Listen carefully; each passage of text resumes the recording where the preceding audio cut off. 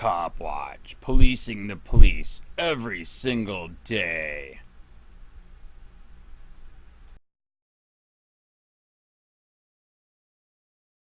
Discussion of turning our schools from jails into prisons. Sto.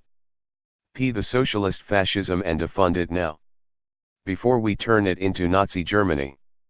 Sheriff Knight, Sarasota County Schools Overlook Safety Costs. By Elaine Allen Emmerich. Community News Editor. Sheriff Tom Knight told Sarasota County school officials about costs they may be missing in their plan to create a 42-officer security force. Knight and other top law enforcement leaders said the school district will need its own dispatchers, hardware equipment and software, an FCC license for new radio frequencies, or plan by a channel to link into the existing Sarasota County Sheriff's Office system for two-way radio operations for its new police department. The discussion came up at a recent school security roundtable in Sarasota called by school board member Bridget Ziegler, who wanted input from the sheriff, the city of Northport, and Sarasota police chiefs regarding their officers' future roles in the schools. They, the school board, haven't decided yet what they want to do, Knight said. Creating your Sarasota County Sheriff Tom Knight, left, explains the importance of partnering with local law enforcement agencies during a recent school safety roundtable. Sun photo by Elaine Allen Emmerich. Email, eallen@sun-herald.com. We are not even close to having all the answers, Ziegler said. We need to slow down this process and do it right. We owe it to our students, families, and staff. When the school board decided to create a police department, they were only told the costs of personnel, Ziegler said. It's why I asked for a cost analysis. There are things we never discussed that will need to be paid for that are well above the costs we given. So far those expenses are estimated at about $1.94 million in the 2018-19. It will increase in 2020 to 21 to $3.1 million in operating costs, mostly in officer salaries, healthcare, disability and life insurance, retirement pension, vacation time, sick leave, etc., $250,000 for a non-salary allocation, for example, training, ammunition, body armor, computers, gasoline for the fleet, administrative costs, background investigations, office equipment and supplies, and $57,000 for capital needs.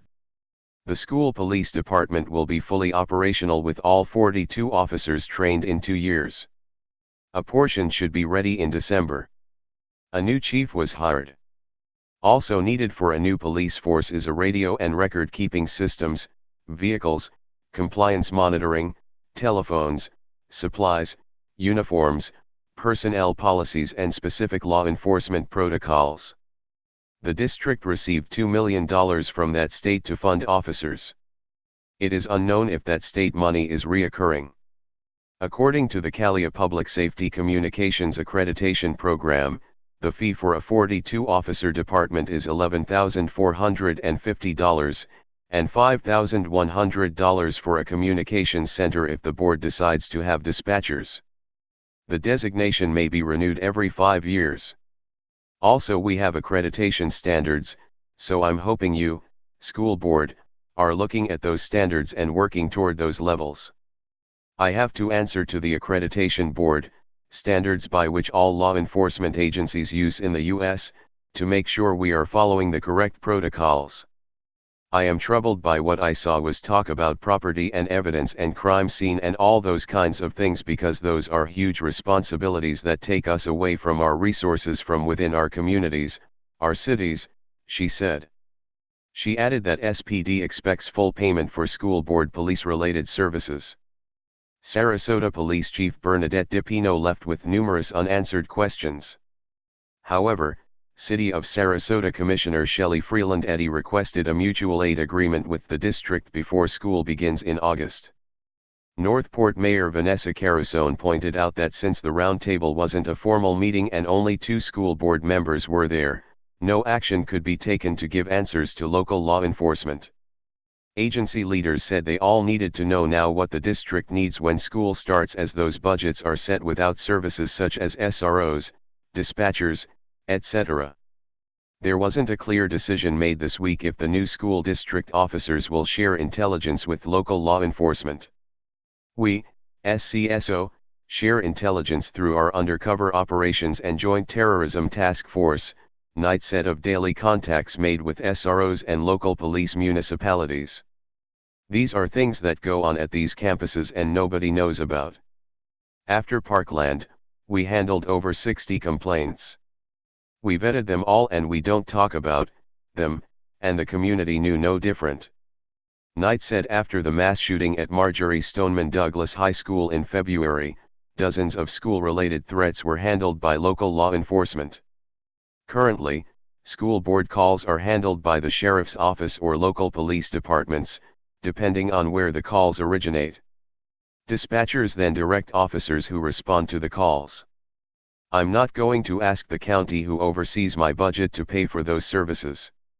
There's a lot of rules and laws that come with it, Knight said. It's not free. More importantly, if they want the services of local law enforcement to help them, I would think those local governments are going to want payment, because it's creating a redundancy. Knight said if the school board decides to open a channel or frequency through the SCSO, it will cost the district about $189,000 for the 4 dispatchers needed to dispense those calls. If we, SCSO, are going to take a 911 call and patch it down to their dispatcher, they've got to have people trained properly to dispatch out to the service levels of their schools. Own dispatch is not that easy. You have to have 280 hours of training to comply with the Denise Amber Lee Act.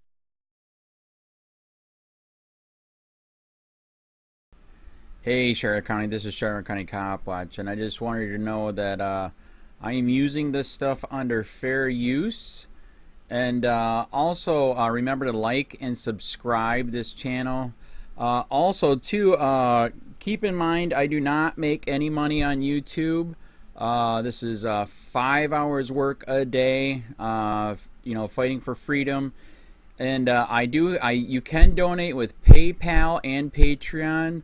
I just want you to think about this. If everybody gives to PayPal and Patreon is every month. Actually, PayPal you can do every month.